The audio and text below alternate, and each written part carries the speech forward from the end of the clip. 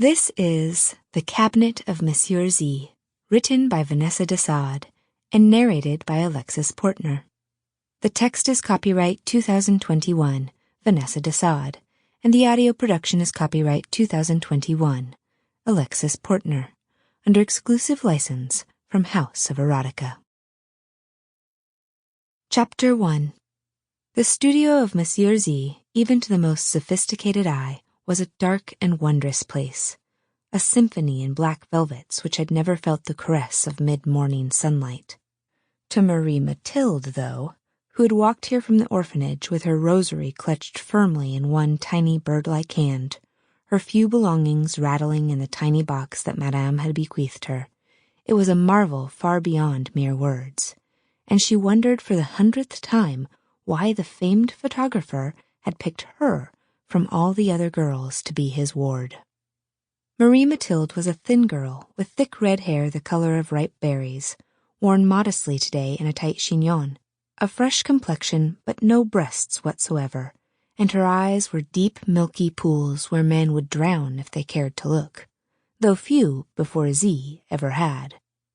She stood, blushing for him now, like a patient piebald mare, as he appraised her like horseflesh, his fat form tiptoeing around her with his characteristic mincing steps, like a ballerina on point.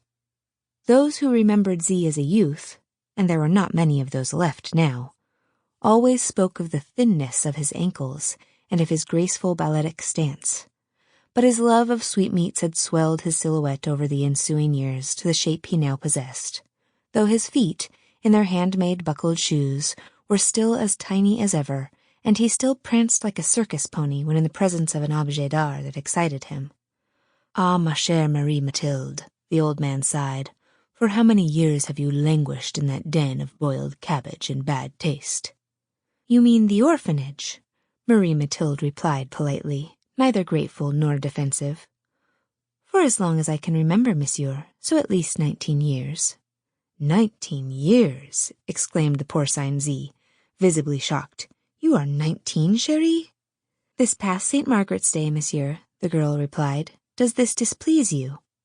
Zee smiled, his mouth a gleaming array of golden teeth. "No, no, child. I am just surprised, that is all. I took you to be no more than 14 by your fresh complexion."